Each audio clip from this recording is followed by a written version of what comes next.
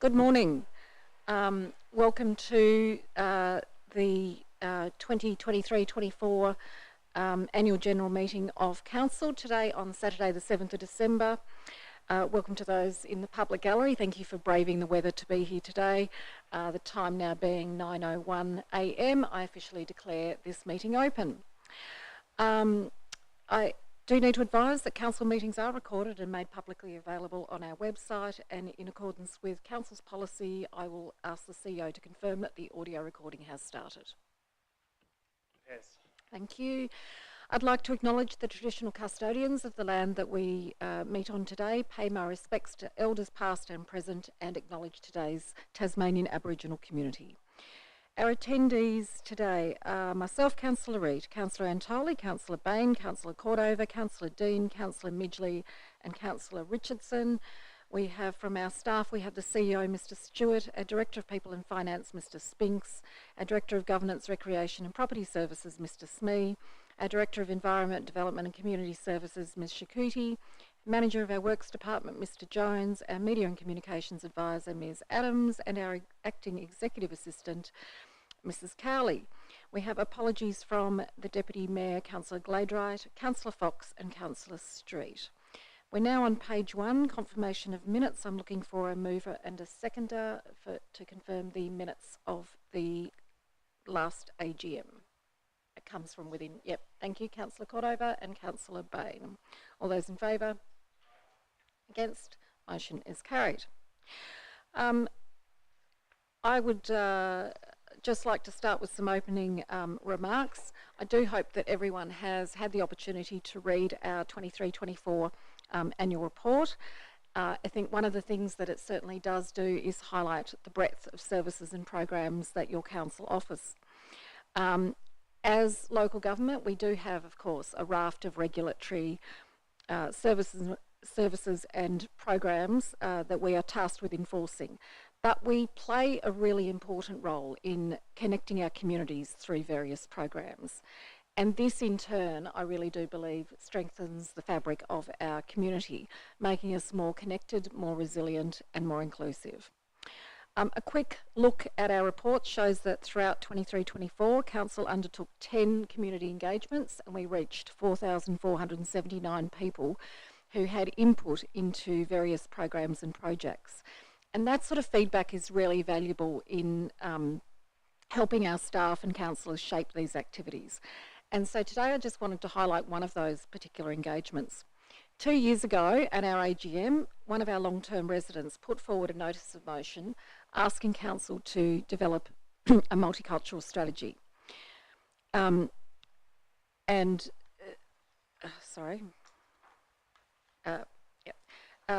Asking to develop a multicultural strategy. As a result, we set up a multicultural working group. We did community surveys that were really well subscribed, and I'm absolutely delighted to say that in July this year we were able to release our very first multicultural action plan. It is significant that 21% of residents in Kingborough are born outside of Australia, and yet we have never, as a council, had a multicultural action plan. What we're very focused on now is bringing that plan to life and ensuring that we are creating a more inclusive, carer and kinder community by following through on those actions. We've also done community engagements on our sport and recreation strategy, Margate Main Street Master Plan, and on our popular tracks and trails with a new strategy also. And the feedback that we receive from those engagements ensures that the voices of the community are heard. As you came in today, you might have seen a whiteboard with some topics on it, and we thought that we probably were expecting a few more people in the audience today, but we appreciate everyone who's here. But we thought we would just take the opportunity to get some informal feedback, and so there are a couple of questions on there, and they're things like, you know, what do you love about living in Kingborough? What are the top issues or challenges you see that our community is facing at the moment?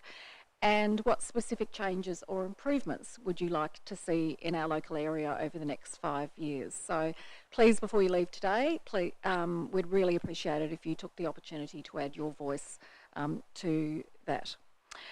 I want to acknowledge this. We don't always get it right. We are all human after all, but we do strive to do our best all the time. But importantly, we do learn from our mistakes. And on those occasions when we haven't met community expectations, I can assure all of you here today that we listen and we learn. At Council, our vision is our community is at the heart of everything that we do. And this is a challenge that we will increasingly focus on. As a council, we want to ensure that we are delivering on the aspirations of our communities, not just now, but also for future generations. This does not mean that we can always deliver on every request that we receive, but it does mean that we will listen and we will challenge ourselves to continually improve. I'm happy to say that a big step in this journey has already begun with the appointment of our new CEO, Dave Stewart, in April this year. Dave has a strong focus on business improvement and getting the fundamentals right within the organisation. I acknowledge the work that the CEO and his team have done this year, and we thank them for their commitment to our community. Working in local government can often be a thankless task, subject to often very public criticism, but I acknowledge the staff right throughout the organisation for their ongoing commitment to making Kingborough a great place to live. I'd also like to acknowledge my fellow councillors. As Mayor, I'm the spokesperson for Council, but it is a collective effort.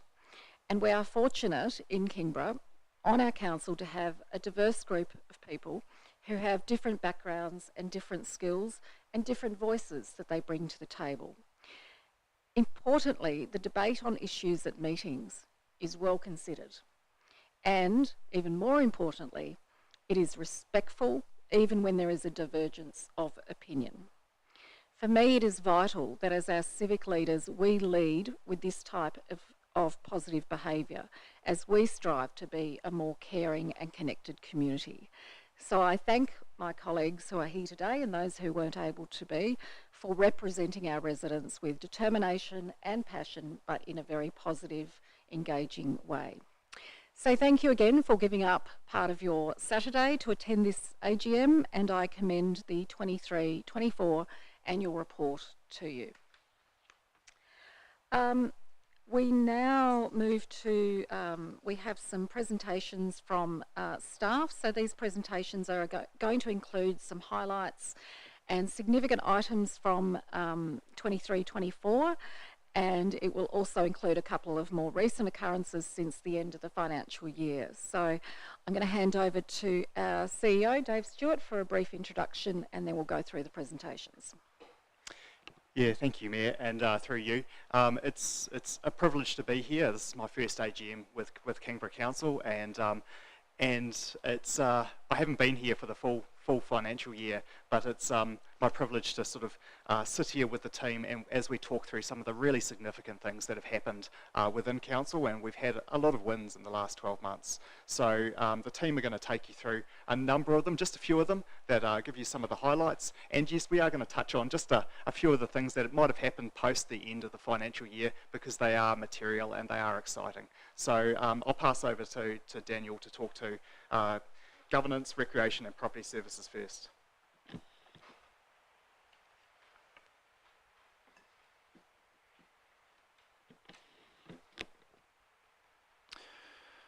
Thanks, Dave. So, as everyone is aware, the Twin Ovals has been selected as the preferred site for the AFL High Performance Training Centre for the Devils. It is a really significant coup for Kingborough to be awarded that. It'll be a transformative project within the precinct and deliver really significant sporting, economic and social benefits for the community, and we're currently working with the state government in relation to the governance structures and roles and responsibilities to deliver that project. The Jack Jumpers High Performance Training Centre has also been awarded to Kingborough, and whilst not as transformative as the AFL one, it's still a significant development within the precinct, and once again delivers some significant sporting and economic and social benefits for the community. The development application for that has been advertised, and we were pleased that there was only one representation, and that was actually in favour of it.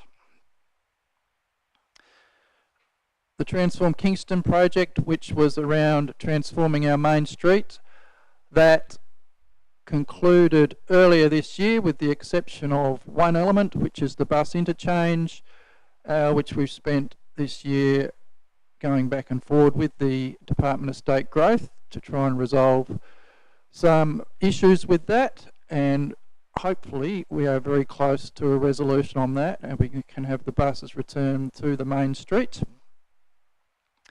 Similarly with Kingston Park, the council elements of that project have now all been delivered, and the remaining elements relate to the commercial and residential components that are being delivered by council's development partner Traders in Purple. And as people may be aware, the cost of construction at the moment is proving prohibitive, so unfortunately Traders haven't been able to progress their particular developments, which means that we have been in discussion re potential alternate options, but at this stage there is there's still a very difficult market in which to build.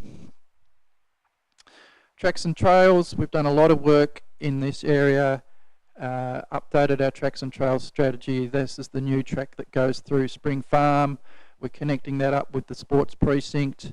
That will lead through to the Whitewater Creek track, where we're putting in the Summerlees underpass, and acknowledging we haven't been able to deliver that within the timeframes expected, but once done that will be a really significant boost to pedestrian safety in relation to being able to cross Summerlees Road.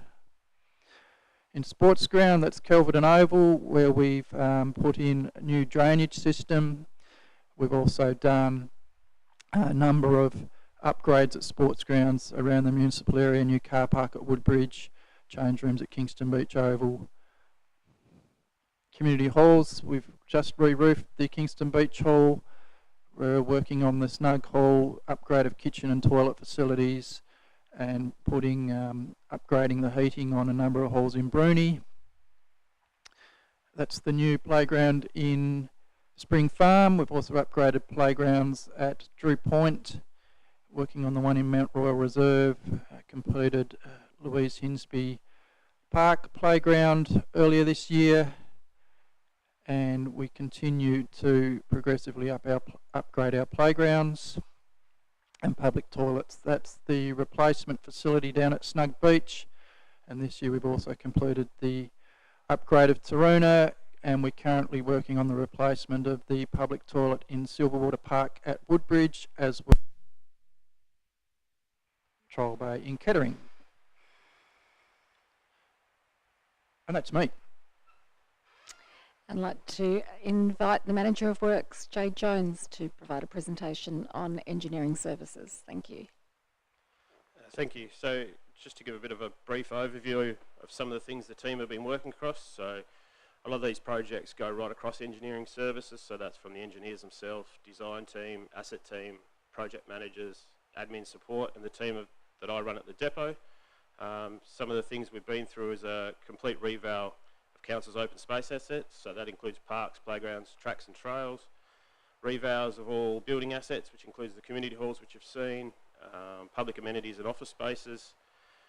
They've had consultants in to engage the community and stakeholders in a master plan for Margate, which most of you would have seen, applied and been awarded for grant funding under the Better Active Transport Program, Black Spot Program, Vulnerable User Program, and Safer Rural Roads Program.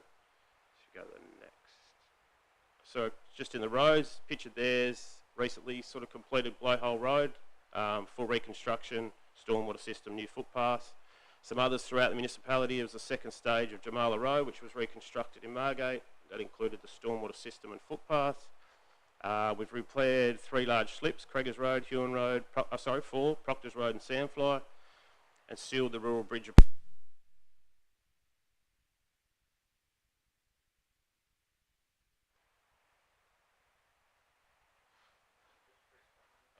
Technology. Let's go to the next one. Thanks, mate. Stormwater, that's Oakley Avenue, so upgraded the stormwater system in Oakley.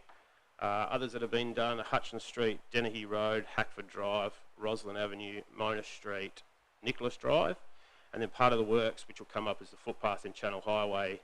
There's also some stormwater there. Stormwater team are doing a large amount of investigation work, CCTV footage, which we are compiling to look at the system. As you'd see with the development around the area, the older system is probably undersized in some spaces, so they're doing a lot of work on that to future-proof upgrades, etc. Next one. Footpath you can see there's the one on Summerlees Road that was completed. Some others done was a new one in Wells Parade, Jamala Road, and as I spoke about, the Channel Highway, which is highly used past the depot connecting Spring Farm. Next one. Kingston Beach. New change rooms, that's on the photo there. That's the best photo I could get off Steve, but it looks better than that now. That's close to completed, which included drainage, car park, and the new change rooms. And some other significant stuff was the access ramp, new toilets and gym fit out at the sports centre, new floors in the Middleton and Woodbridge halls. Thanks. Thank you very much. And now we'll hear from Ms. Shakuti, our Director of Environment Development and Community. Thank you, through you, Mayor. Just going to provide some highlights from Environment Development and Community. So from our Natural Areas team, our volunteers in our nursery were working very hard, and we've grown 11,000 native plants that have helped establish 48 restoration projects. We had a new Kingborough Environmental Fund endorsed, and to date under that fund, which manages the money received from offset payments, we've protected 242.7 hectares in Kingborough. And excitingly this year, the Natural Areas and Biodiversity team, in partnership with CTAC, were awarded the First Nations Land Care Collaboration Award. In our environmental health team, so last year we did an enormous amount of monitoring across the catchments for our beaches where people were swimming, and the summer monitoring season has kicked off on the 1st of December this year.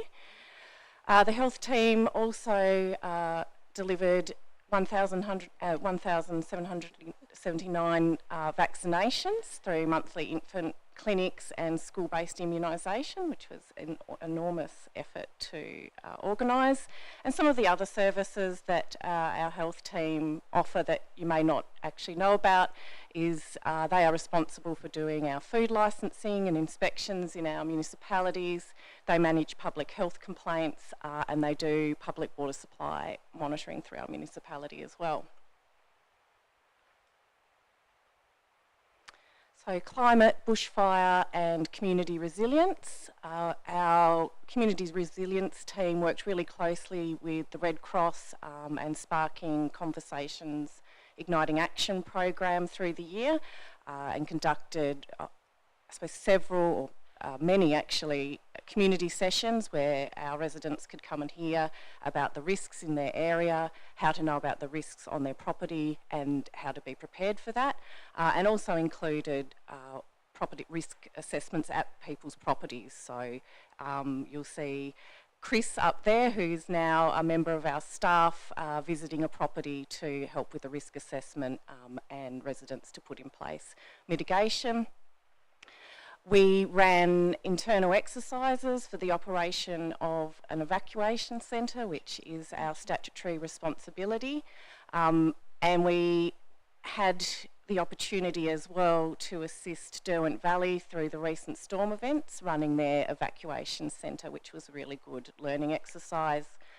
In terms of bushfire management, we are maintaining 31 fuel breaks. We have 11 hazard management areas maintained, and we are currently working through updating our bushfire strategy for re-implementation and ensuring that the risks are managed and are up to date.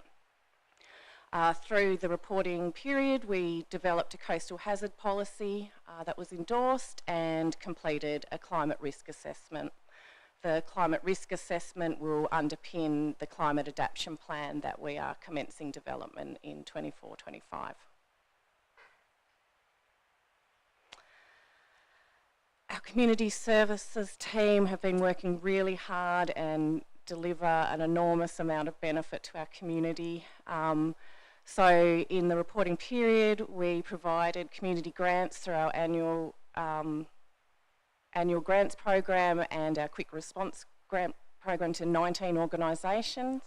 As the Mayor talked about earlier, the Kingborough Multicultural Action Plan was endorsed, which was really exciting, and the team are working on the implementation of that now.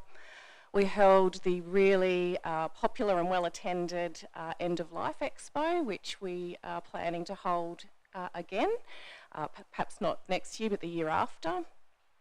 In our arts program, we installed a new sculpture in the Gordon Foreshore.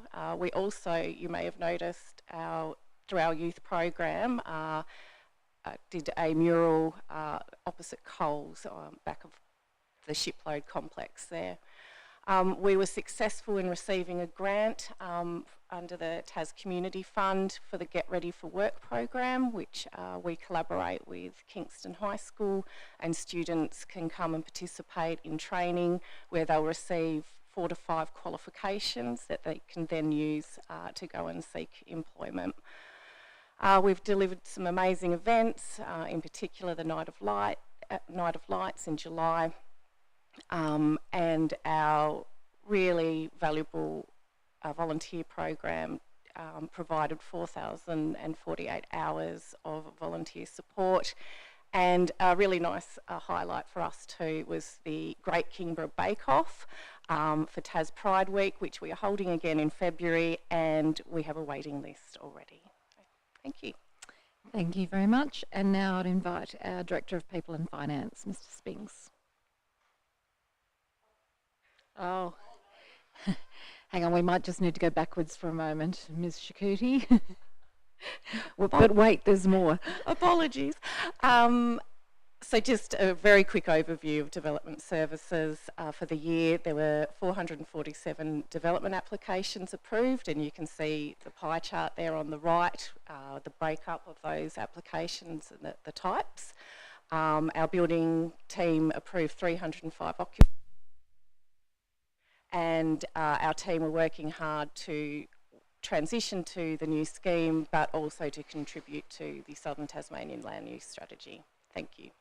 Thank you. Our Director of People and Finance, Mr. Spinks. Thank you, Mayor. My area of the business is obviously primarily inward facing rather than out.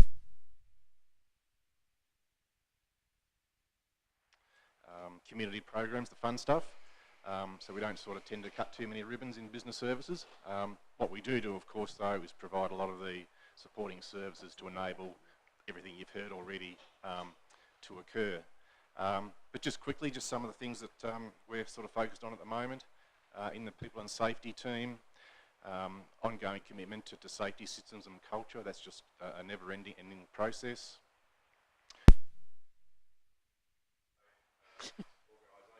Framework that came in this year, so together with other councils and through the Local Government Association, we're working very hard to sort of implement the requirements of that. The people team is a fairly small team, so the business as usual activities keep them very busy in any event, so just supporting the range of activities across the business. In information and communications, we've got some systems upgrades coming up. We're doing one quite soon of Pathway, which is one of our major business systems. And just this week, on Monday, we had a new manager of ICT commence. So really looking forward to Nathan getting his feet under the table and getting an understanding of our maturity levels in all things ICT, and then sort of working a path forward to improve our maturity levels. In finance, probably our major task is the update and review of the financial plan. We've got a workshop with Council on Monday night, in actual fact, so that's quite an important piece of work. So we're spending a fair bit of time on that at the moment. That's me done, Mayor. Thank you very much. And I'll hand over to our CEO, Mr. Stewart. Yeah, thank you. And what a lot of amazing work the team have done. So coming into the organisation, as I mentioned at the start, has been an absolute privilege. And to see, I guess, all these achievements, we've got a really good foundation as an organisation. But as I've come into the organisation, I've been thinking about what are my priorities, what are the things that I can bring to be able to support this organisation to continue to grow from the baseline where we are and continue to deliver for the communities now, and like the Mayor said in her brief at the start, for future generations.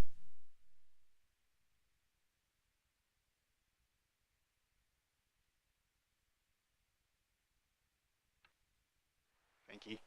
Culture is something that underpins an organisation, and so therefore it's right in front and center. Wow. Yeah.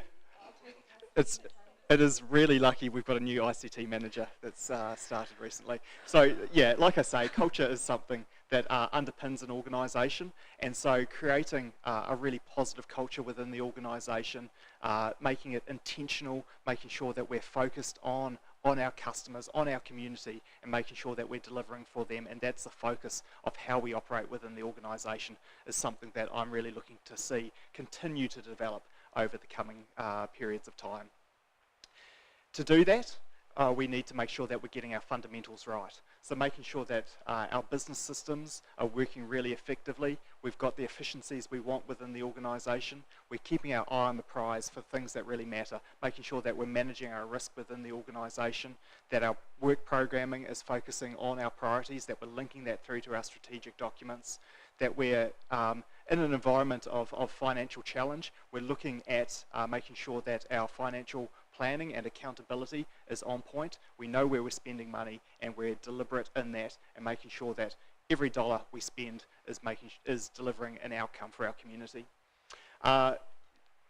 We need to make sure that the projects that we deliver within council are run efficiently, effectively, and deliver the desired outcome. And importantly, coming back to the ICT space, we're making use of current technologies. We're making sure that we're operating as efficiently as effectively as we can as an organisation, and making sure that we're current and modern in that space. We don't do this alone though. We serve a community, and so it's really important that council is continuing to listen and engage with our community, that we're building strong relationships, whether it be with individual residents or community groups across the municipal area. So making sure that we're building on those relationships is really key, but also using our wider network, whether it be within the local government sector, connecting into to state government and the various departments that we work within the state government, or commercial organisations that also play a role in serving our communities. So making sure that we're building that network, that we've got a foundation of really strong relationships that help council be the best we can be and deliver on our communities. So those are the things that I'm thinking about at the moment. And for me, we've got, like I say, a really great foundation to work from. Listening to a summary of all those achievements that we've had over the last sort of 12 months, it's humbling to have come into this organisation. I look forward to playing my role and making sure that we continue to grow and succeed into the future. Thank you, Mayor. Thank you very much, and thank you to each of the staff for the presentations this morning. Hopefully that's been of interest to everyone in attendance today and those who are watching along at home. I'd like to acknowledge that Councillors Fox and Street are with us now, just so that we can correct the record there. Now we come to page 2, the 23-24 annual report. No submissions have been received at the time the agenda was compiled. But it now brings us to questions without notice from the public and motions from the floor. Does anyone have any questions or motions? And if you could please state your name and the suburb from which you come before asking your question or moving your motion. Good morning. Katrina Stevenson from Kingston. It is exciting that there's going to be a lot of development. Microphone. Sorry. I tried it. There we go. I know. Is that Our working? apologies for the technology. But noting that this sports precinct is a different zone than the very close by residential zone, so has different noise restrictions, is council in a position to influence during the development phase to ensure that residents are not adversely impacted by early morning noise in particular? Mr. Smee, thank you. Through you, Mayor, one of the things we're working out currently with the state government is responsibility for who will deliver what components of the project. So at the moment, it is likely that the state government will be responsible for the construction of the actual high performance centre, but those other elements of the projects will be done by council. So certainly those elements of the project that we are doing, we will have direct control over, and the impact on not only adjoining residents but all of the users within the site will be foremost in our minds as we implement that. And then in relation to the actual high performance centre, I note that that is located within the middle of the precinct and reasonably away from any residential areas, but certainly we're going to have a really close working relationship with the state government, and so we will have the ability to provide them with any feedback in relation to resident concerns if they are to arise.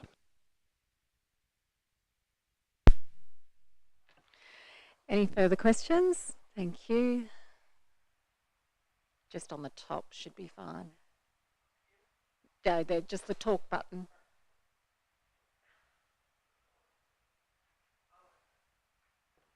Thank you. My name's Clara Stevenson from Kingston. With the metro or state growth plan for the buses on the main street, when in concern with that, as someone who uses the public transport a lot, I would say that my feeling would be the best road forward would be to keep the buses on Goshawk Way, as there's a lot more space there in comparison to the stops on the main street. And I think that the inconvenience of the walk up to the main street from Goshawk is counteracted just by the fact that you can fit 3 or 4 buses in Goshawk in comparison to the maybe 2 that you can get on the main street. Thank you. That was something that we did discuss at length many years ago when Goshawk Way was developed. A significant issue with that proposal is the distance from the main town centre to the bus stops on Goshawk Way, and certainly the feedback from members of the community who are elderly and also from members of the Disability Access and Inclusion Committee are that it's too far, particularly if someone has a mobility device that they use, such as a walker. It's too far for them to go from Goshawk Way to do their shopping and make visit appointments and medical appointments and so on. And so we believe that the more central location would best serve all members of the community. But thank you very much for your feedback. Greatly appreciated. Are there any other questions or notices of motion from the floor? Thank you. Thank you, Mayor. Julian Bush. And your suburb? Sorry, which suburb are you from? What suburb am I from? I have land on Bruny Island. Okay, that'll do. Thank you. South Hobart. That's all right. Okay. Given the kerfuffle about the buses, and I'm only using the bus kerfuffle as an example here. What I'm concerned about, engineering and the matter of planning, for example, in that. The planning, I presume, would have received a DA initially. The DA then presumably would have gone to the engineering for a design, and then it goes back to the planning to sign off. What, if anything, and this is normal in DAs for building applications throughout the municipality as I understand it.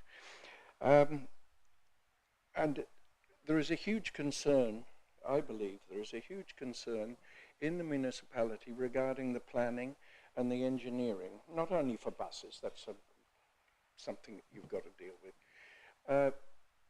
Builders, no, you don't want to build in Kingborough.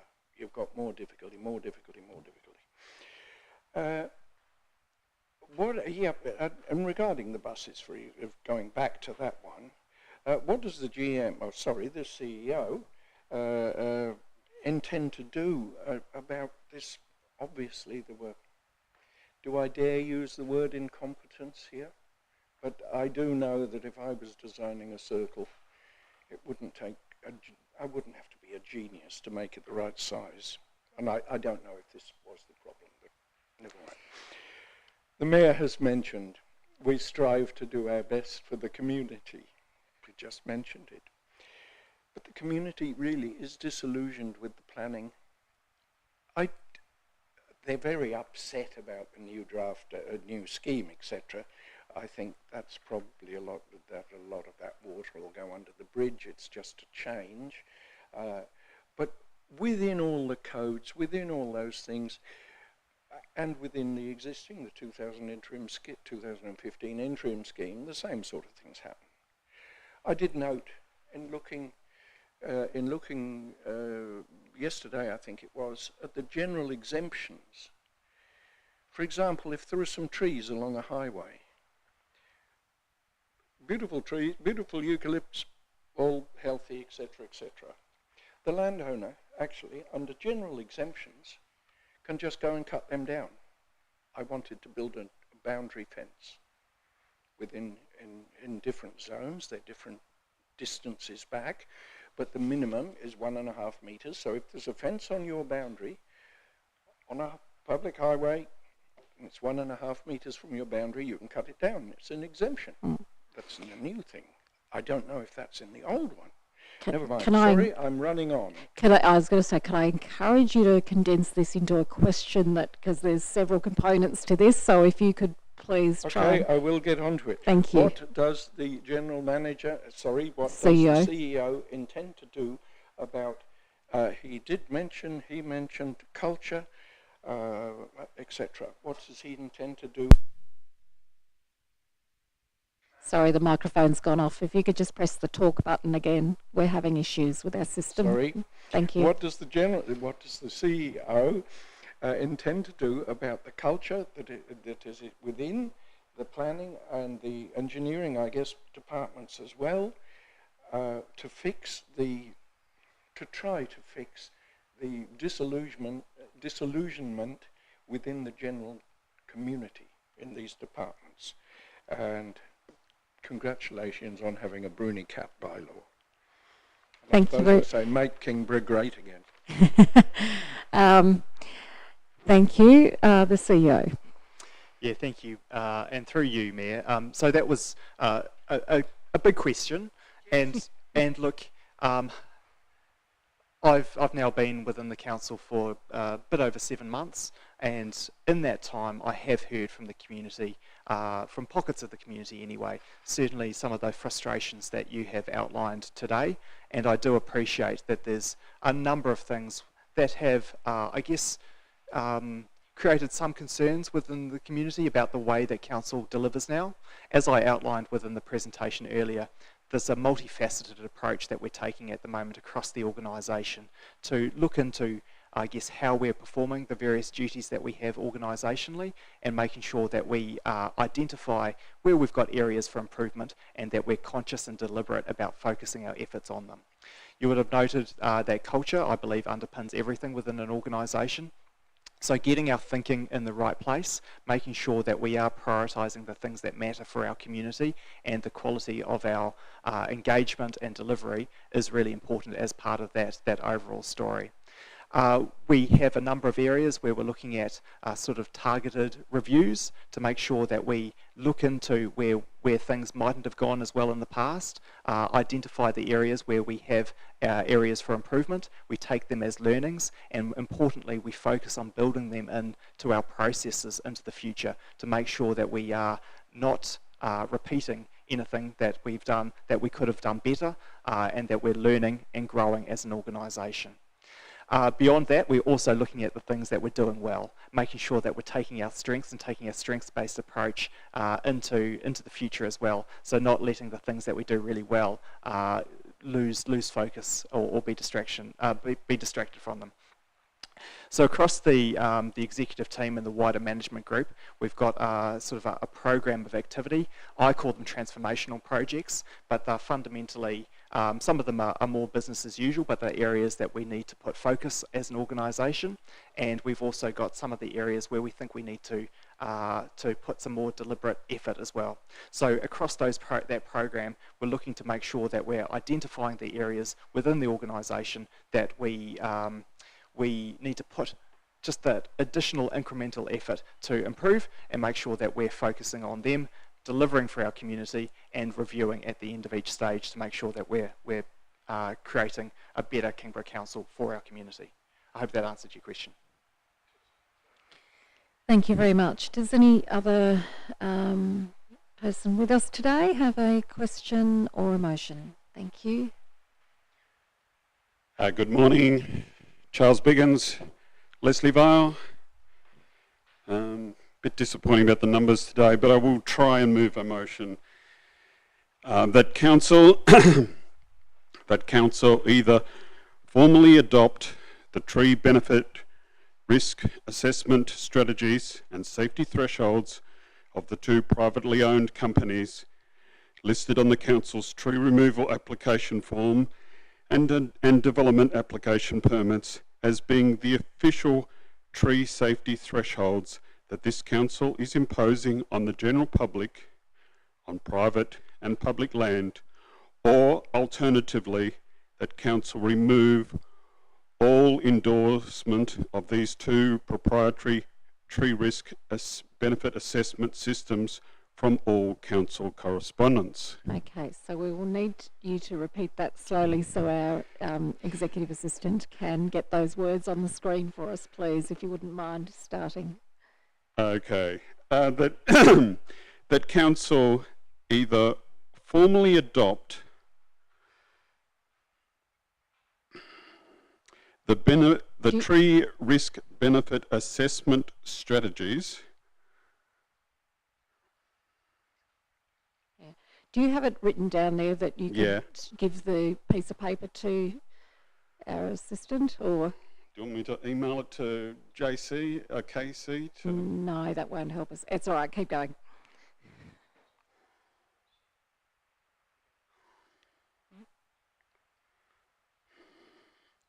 Why don't I just email it to you could email it to the CEO. Yeah.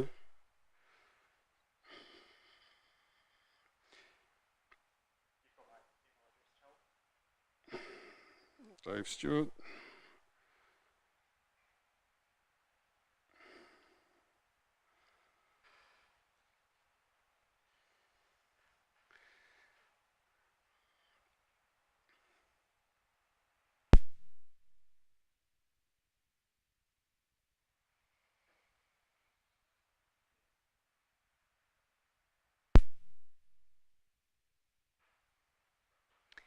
Apologies to anybody who is watching this at home. We're just getting the words on the screen of a motion that's been moved from the floor, so please bear with us while we are able to do that.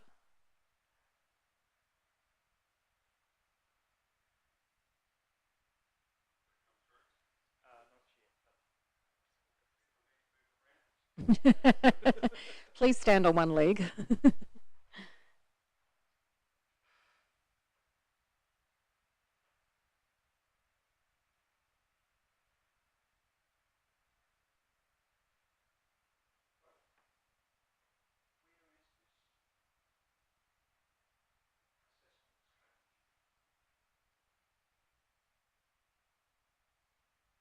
You'll have an opportunity to ask questions once the motion goes forward for debate.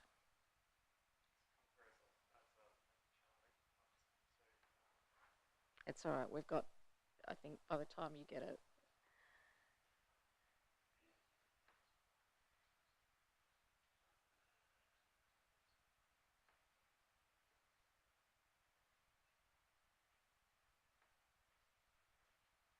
I have to say, there's nothing worse than having to type something out when everybody is watching you. So you're doing a very good job.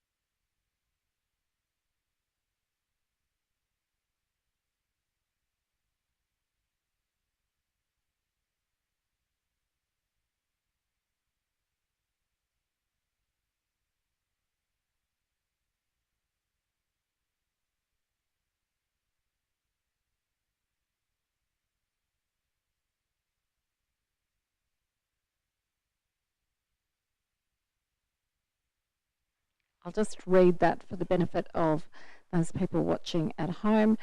The motion that is being moved by Mr. Biggins, that I'll seek a seconder for shortly, the motion reads that Council either formally adopt the tree risk benefit assessment strategies and safety thresholds of the two privately owned companies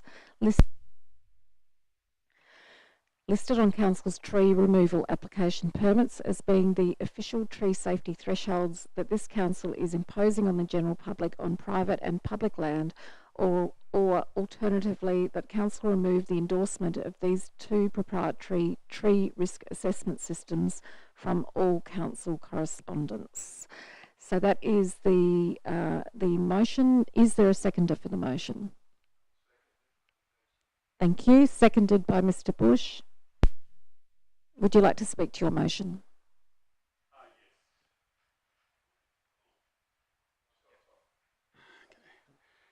Yes. So Council lists or refers to two proprietary tree risk assessment systems on the tree removal application forms. I've spoken before at council meetings about it. So namely, they are the VALID, V-A-L-I-D, capitals, system, and the QTRA tree risk benefit system. Both are owned by two individuals from the UK.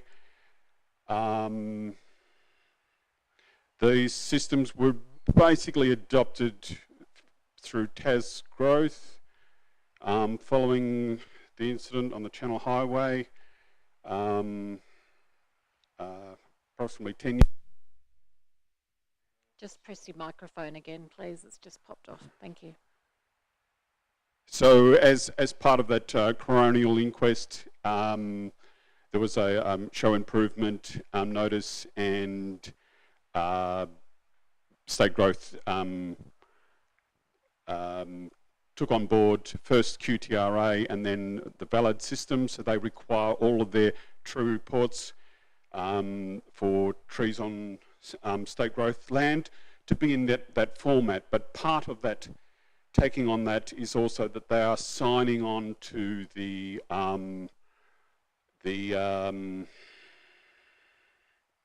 thresholds that are stipulated in those systems. So without State Growth signing on to that, then it's a meaningless report. We both the stakeholder and the report writer need to be on the same page as far as these are the thresholds that we're working with. Kingborough, I'm assuming, has has adopted the same report writing protocols in that they're naming that true reports need to be in these two formats, but they, as far as I know, have not formally endorsed the embedded thresholds within those systems. So it's Kingborough Council is in a roundabout way imposing a risk threshold or benefit risk benefit threshold on the community in a roundabout way but they haven't formally endorsed it, so it doesn't really stand up. By either endorsing it, will then make the reports binding and the outcomes of those reports binding, but by insisting on the reports but not endorsing the actual underpinning risk thresholds within those systems, council is sitting on the fence, and it's from somebody who is actually working in that industry, it's nonsensical. So it's just bookkeeping. Either endorse it or don't refer to it. Thank you very much. Are there any further contributions on the motion? No. Otherwise, I will put the motion. It's moved by Mr. Biggins and seconded by Mr. Bush. All those in favour? Do you want to put your hand up?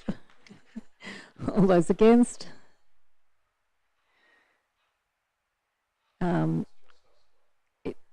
Is that a hand up or not? Okay, I have 2 votes against, so the motion is lost, I'm afraid. Thank you very much. Are there any other motions from the floor or questions?